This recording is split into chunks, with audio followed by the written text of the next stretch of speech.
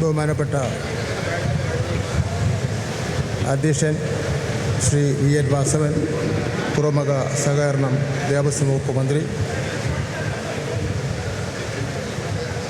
ഉദ്ഘാടകനായി എത്തിച്ചേർന്നിട്ടുള്ള ബഹുമാനപ്പെട്ട കേരളത്തിൻ്റെ മുഖ്യമന്ത്രി ശ്രീ പിണറായി വിജയൻ, മുഖ്യാതിഥിയായി എത്തിച്ചേർന്നിട്ടുള്ള കേന്ദ്ര തുറമുഖ ഷിപ്പിംഗ് വാട്ടർവേസ് വകുപ്പ് മന്ത്രി സർബാനന്ദ സോനോവാൾ, കേരളത്തിൻ്റെ പ്രതിപക്ഷ നേതാവ് വി ഡി സതീശൻ, ധനകാര്യ വകുപ്പ് മന്ത്രി ശ്രീ ബാലഗോപാൽ, സിവിൽ സപ്ലൈസ് വകുപ്പ് മന്ത്രി ശ്രീ അനിൽ, വേദിയിലുള്ള എം പിമാർ, എം എൽ എമാർ, ഉദ്യോഗസ്ഥ പ്രമുഖർ, ബഹുമാന്യരെ, സുഹൃത്തുക്കളെ, ഇന്നൊരു ചരിത്ര ദിനമാണ്. കേരളത്തിൻ്റെ വികസന ഭൂപടത്തിൽ വിഴിഞ്ഞം അന്താരാഷ്ട്ര തുറമുഖം അതിൻ്റെ ജൈത്രയാത്രയിലെ അടുത്ത സുപ്രധാന ഘട്ടത്തിലേക്ക് കടക്കുകയാണ്. രണ്ടാം ഘട്ട വികസനത്തിന് തുടക്കം കുറിക്കുമ്പോൾ പുലിമുട്ട് 4 കിലോമീറ്ററായും ബെർത്ത് 2000 മീറ്ററായും കണ്ടെയ്നർ ശേഷി 50 ലക്ഷമായി വർദ്ധിപ്പിക്കുവാൻ പോവുകയാണ്.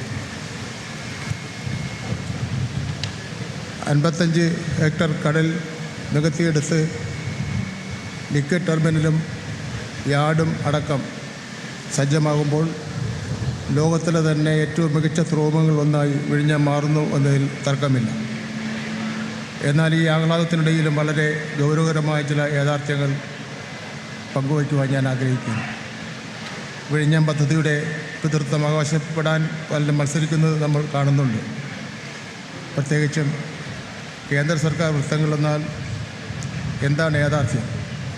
വിഴിഞ്ഞത്തോടുള്ള കേന്ദ്ര സർക്കാരിൻ്റെ സമീപനം പിതൃത്വം ഏറ്റെടുക്കലല്ല, മറിച്ച് കേരളത്തോടുള്ള അവഗണനയാണ് എന്ന് പറയാതിരിക്കാൻ വയ്യ. നമുക്കറിയാം, ഇത്തരം വൻകിട പദ്ധതികൾക്ക് കേന്ദ്രം വയബിലിറ്റി ഗ്യാപ്പ് ഫണ്ട് അനുവദിക്കാറുണ്ട്. നാളിതുവരെ രാജ്യത്തെ ഒരു പദ്ധതിക്കും ബാധകമല്ലാത്ത, ഒട്ടും നീതിയുക്തമല്ലാത്ത നിബന്ധനകളാണ് വിഴിഞ്ഞത്തിൻ്റെ കാര്യത്തിൽ കേന്ദ്രം അടിച്ചേൽപ്പിച്ചിരിക്കുന്നത്. VGF എന്നത് പേര് സൂചിപ്പിക്കുന്നത് പോലെ തന്നെ അതൊരു ഗ്രാൻഡ് ആണ്, തിരിച്ചടയ്ക്കേണ്ട വായ്പയല്ല. കൊച്ചി മെട്രോയ്ക്ക് VGF അനുവദിച്ചപ്പോൾ അത് ഗ്രാൻഡായിരുന്നു. തൊട്ടടുത്ത തമിഴ്നാട്ടിലെ തൂത്തുക്കുടി ഔട്ടർ ഹാർബർ പദ്ധതിക്ക് 1411 കോടി രൂപ അനുവദിച്ചപ്പോഴും അത് തിരിച്ചടയ്ക്കേണ്ടതില്ല എന്നായിരുന്നു തീരുമാനം. എന്നാൽ കേരളത്തിലേക്ക് എത്തുമ്പോൾ കേന്ദ്രത്തിൻ്റെ നിയമം മാറുകയാണ്.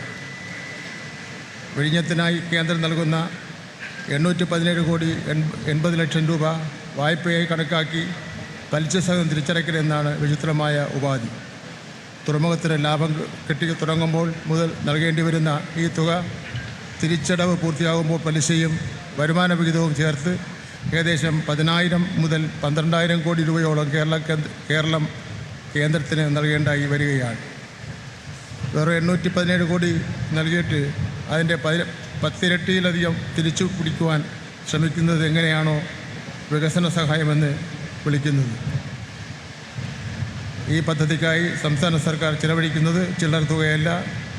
ബ്രേക്ക് വാട്ടർ നിർമ്മാണത്തിനും ഭൂമി ഏറ്റെടുക്കലിനും റെയിൽ കണക്ടിവിറ്റിക്കുമായി ഏകദേശം 4,775 കോടി 14 ലക്ഷം രൂപയാണ് കേരളം മുടക്കുന്നത്. ഇതൊന്നും തിരികെ പലിശ സഹിതം കിട്ടണമെന്ന് നിബന്ധനയില്ല, മറിച്ച് നാടിൻ്റെ വികസനത്തിന് വേണ്ടിയാണ് സംസ്ഥാന സർക്കാർ ഈ ബാധ്യത ഏറ്റെടുക്കുന്നത്. ഇതിനകം തന്നെ വിഴിഞ്ഞത്ത് ട്രയൽ റണ്ണിൻ്റെ ഭാഗമായി കപ്പലുകൾ വന്നപ്പോൾ GST ഇനത്തിൽ മാത്രം 182 കോടി രൂപയാണ് കേന്ദ്ര ഖജനാവിലേക്ക് എത്തിക്കഴിഞ്ഞത്. ഭാവിയിൽ പ്രതിവർഷം 6,000 കോടി രൂപയോളം കേന്ദ്രത്തിന് ഈ തുറമുഖം വഴി വരുമാനം ലഭിക്കും. എന്നിട്ട് നൽകുന്ന തുച്ഛമായ വിഹിതം പോലും വായ്പയായി മാറ്റി കേരളത്തെ കണക്കടിയിലാക്കുവാൻ ശ്രമിക്കുന്നത് ഫെഡറൽ സംവിധാനത്തോടുള്ള വെല്ലുവിളിയാണ്. തൂത്തുക്കുടിക്ക് നൽകുന്ന നീതി വിഴിഞ്ഞത്തിന് ക്ഷണിക്കുന്നത് എന്തിനാണ്? വിഴിഞ്ഞം പദ്ധതിയുടെ യഥാർത്ഥ ശില്പികൾ ഇവിടുത്തെ ജനങ്ങളും നിശ്ചയദാർഢ്യമുള്ള ഗവൺമെൻറ്റുമാണ് എന്നുള്ള കാര്യം ഞാനിവിടെ സൂചിപ്പിക്കുകയാണ്. ഇവിടെ ഇന്നിപ്പോൾ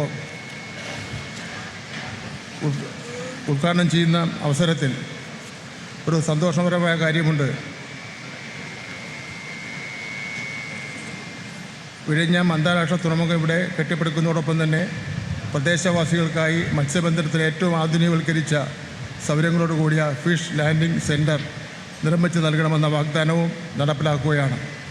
സർക്കാർ അതിൻ്റെ ഭാഗമായി നവീകരിച്ച ഫിഷ് ലാൻഡിംഗ് സെൻറ്റർ ഡിസൈൻ പ്രദേശവാസികളുടെ കൂടി അഭിപ്രായം അനുസരിച്ച് തയ്യാറാക്കിയിട്ടുണ്ട്.